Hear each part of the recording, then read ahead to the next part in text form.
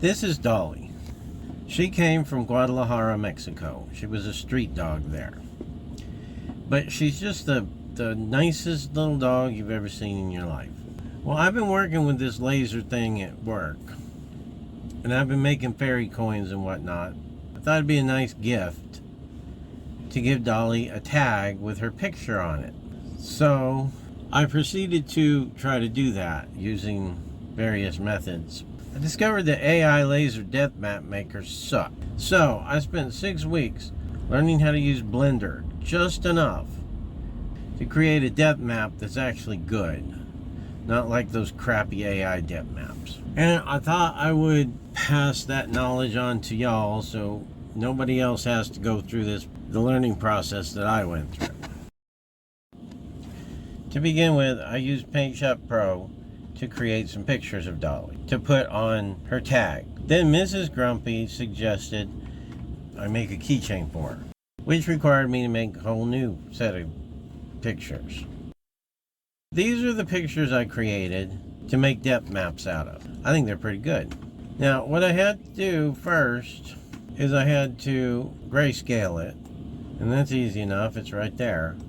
One thing to note here, my understanding is the computer sees 256 shades of black and white, with number 1 being white and number 256 being black, and shades of gray in between. So the darker a color is, the further away it is. The lighter it is, the closer it is. And that's how the depth map works. I could be wrong. I was wrong once. But this is how I understand it. What you want near is light colored, and what you want far is dark colored. And that grayscaled them. Well, that gets everything in black and white for Blender to use. I'm not sure that step is exactly necessary, but that's what I do. I think it works better. Then I save them. I already have them saved. And I open Blender. I like Blender because Blender's free. Free is good. It's a good program, except it's really difficult to learn. I tried to learn it about 15 years ago and failed. But you don't really need to know much to do what I'm doing. You just need to know enough. And like I said, it took me 6 weeks to learn how to do this. Trying to sort through videos and whatnot. And quite frankly, I hate how most people do Blender videos. They go so fast and they just use shortcuts without telling you what they are. And it makes it very difficult to follow if you don't know Blender. So I'm trying to keep that to a minimum, and I'm trying to keep a speed that anybody can follow. So we open Blender, and the first thing you get is this front screen that says I'm using 4.3.2. That's just whatever when I loaded it. I click off that, and you see these 3 things. Well, you just left click and drag so that you encompass all of them, and then just hit the delete button on your keyboard, and that got rid of everything. Next, I go add mesh plane in the upper left. Click plane. That gives me this plane. I like to use the scroll wheel, and I push down on it, and that grabs the plane and lets you manipulate it like that. So I can see what I'm doing, and I rotate it a certain way. Next, you can come over here. There's a little arrow over here that you can click on. It's hard to click on. So I hit N on the keyboard. Boom, that brings up this menu, the transform menu. For dimensions, I go to the picture I want to use, which is 451 by 701 pixels. So I change this to 45.1. You want to keep it at around 100 or less. If you get too many, it becomes a bit of a problem. This one to 70.1. Then you use the scroll wheel to zoom out.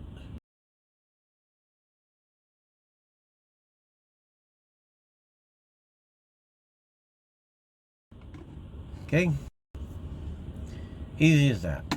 Next, we switch from object mode to edit mode up here in the left corner. We go to Edge, Subdivide, and down here in the lower left, a little Subdivide menu comes up. We click that, and we change number of cuts to 100. And I just hit enter. Then you click off the plane. You left click and drag to reselect it. See this? This is a problem. Those little black spots are flaws. And there's two ways to get rid of them. You can hold down the shift key and click on each one individually to select it, or deselect by clicking off the box somewhere. Make the box as large as I can while containing it in the screen so I can select the whole thing again. And I just click and drag and reselect it. It may take a couple tries, but eventually you get it where all the little dots are clicked, or there's only a couple that you can hold down Control and click on it to select it. This is what you want to see. Ideally, no black spot is perfect. So once I get that, next I go up to Edge, Subdivide, and divide it by 20 this time. Any more than that and I crash Blender. And then I click off of it and I wait. And I wait. And I wait. It might take a while. It could take several minutes, but that's okay. Once it comes back to where I can reselect it again, I reselect it. Then I go to object mode again. Okay, so once I get that, I go over to this little blue wrench, which is the modifiers. I click on that, I go up to add modifiers, deform, and displace. Then I go down to this little checkerboard, and I say new. Go down here to this little file and open. I go find the picture I'm after.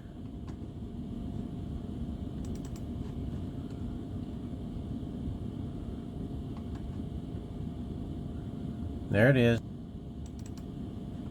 And I click that.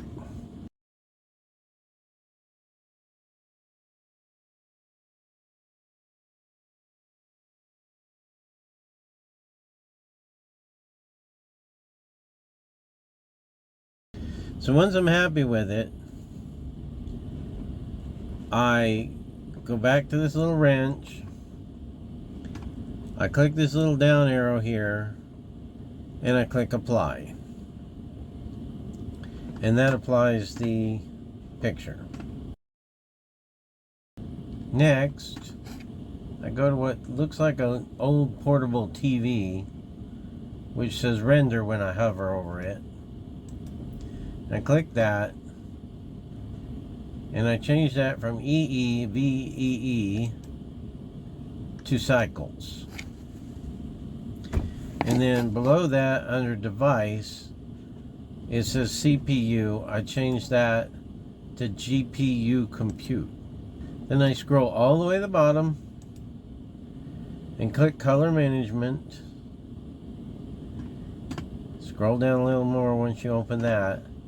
And display device, I change that from sRGB to display P3. And under view trans, that has AGX, I change that to raw. Then I go to the next little symbol, which looks like a printer, and that's the output icon. I change the color depth from 8 to 16. Scroll back up to the top, and the resolution, X and Y, are the numbers, are the final output size we want. So we were at 451 by 701 pixels. So that's what I set it back to. Next, I go to this little stack of pictures looking icon. This says view layer. And I click the Z. The Z has to have a check mark next to it or none of this works. So that's what I do next. And that's got everything set up. Now, go back up to the upper left, the add. I click add, and I go down to camera, and I add the camera. Now is when I have to start using keyboard shortcuts, because I don't know any other way to do it. But I hit the G key, and that grabs it and sort of attaches it to your mouse.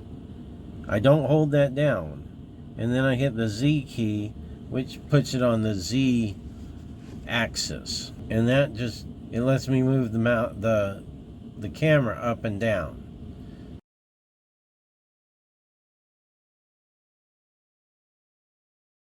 So I pull that somewhere above, and then I left click, and that lets go of it. Next, I go over here to this little camera icon, which toggle camera view. Okay, under rotation, I change all of those to 0. And that puts your camera view so it's like that. Now I go down to this little green camera icon, which says data when you hover over it. And I go from type, I change perspective to orthographic. I have no idea why I do any of this, I just do. Now it'll say orthographic and give you a number. You want to click on that and just move your mouse to the right until it fills up your screen. There. That's what I want. Right there. Now we do clip start. Continue going down. At clip start, we put a 0 in there and hit enter. That'll change it to 0.000001 M. But you just put 0 and it does the rest automatically. Now for end, we want to use the smallest number that shows us everything. So I usually just type 100 in there, then I grab it and move it to the left. I left click on it and start moving the mouse to the left until it gets down to that. When it starts showing that, you're seeing what the depth map is going to see as deep and shallow. So there we go, and we go until it's the one thing so that it encompasses everything we want. So there, the lowest number that encompasses everything we want.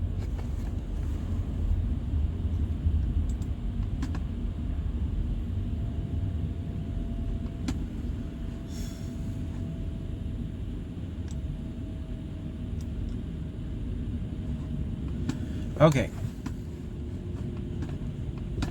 Now next, we want to click on compositing. That's up there in top center. I click on compositing.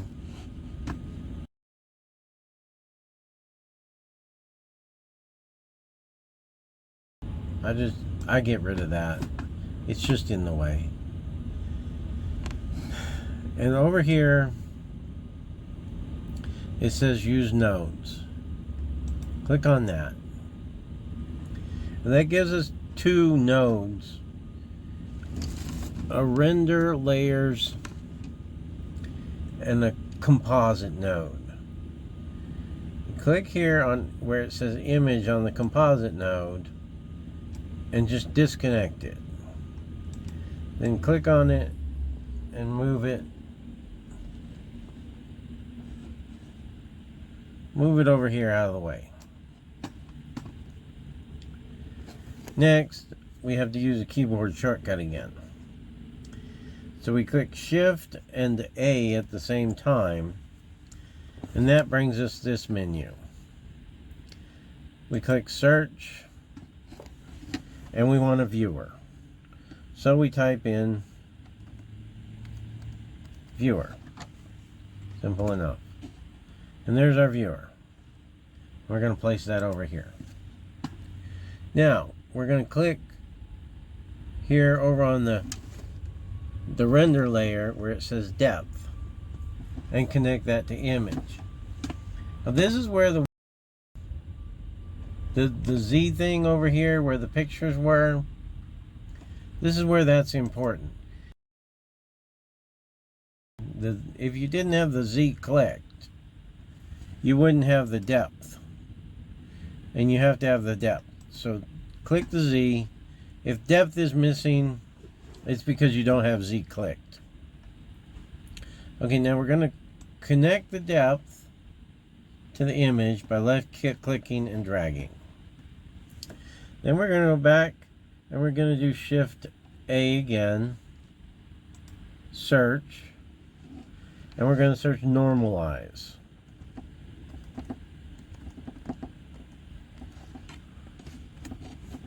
And there's a normalize.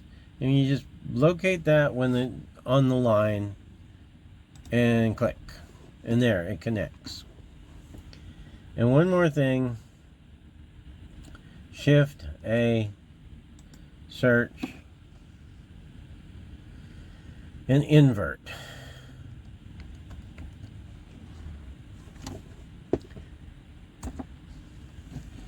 If you don't do the invert, you wind up with a negative image.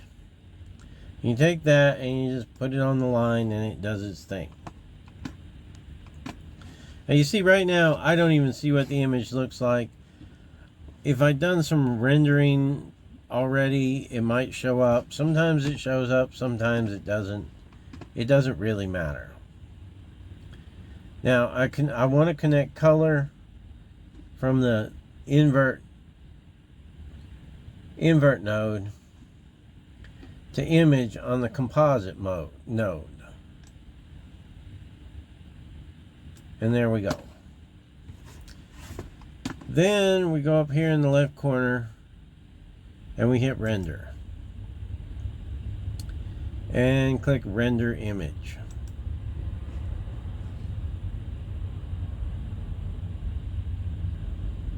And we wait.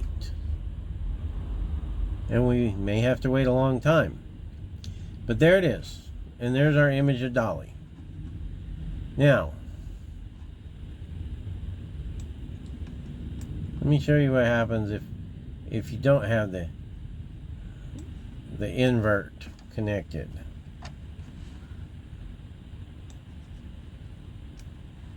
See, that's a negative image, and we don't want that. That's why we needed the invert.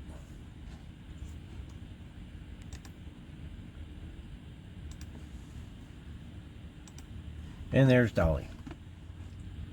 Now we reconnect that. We re-render.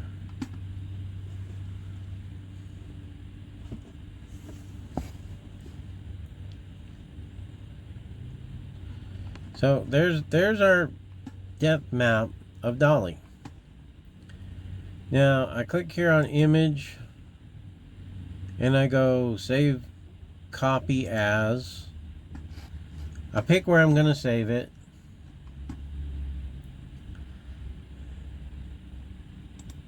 Pictures. So I pick where I'm going to save it.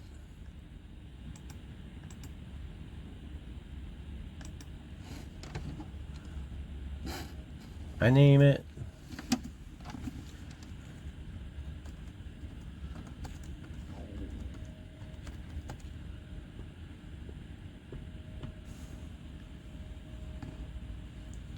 And I save.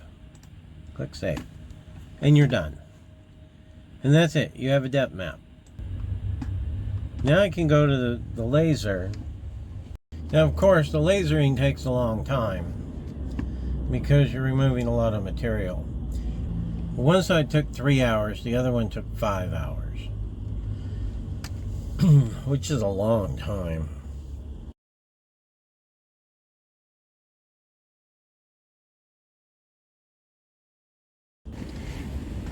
But here's the results. And you can see when I tilt it and shine a flashlight on it that it is deep. Now, I might have saved time by making it less deep, but I'm really happy with this. So the next thing was to give it to Dolly's mom, and that's how I made an old lady cry. Because when I gave it to her, she was so happy she cried. So the explanation took a long time, but in reality it takes me about 6 to 8 minutes to make a depth map. Most of my time is spent making the picture, and even if I used an AI depth map, I would still have to do that. But the results of the AI depth maps sucked. So anyways, this is how you do it. This is how I do it. I'm sure there's lots of people going to tell me I do it wrong, and that's fine. Because you know what? It works. It works for me. It's simple. It's fast. It's easy. And it's way better than that crappy AI. So anyways, like, subscribe, share, you know, all the YouTube algorithm stuff. And check back sometime. Maybe I'll have more stuff going on sometime.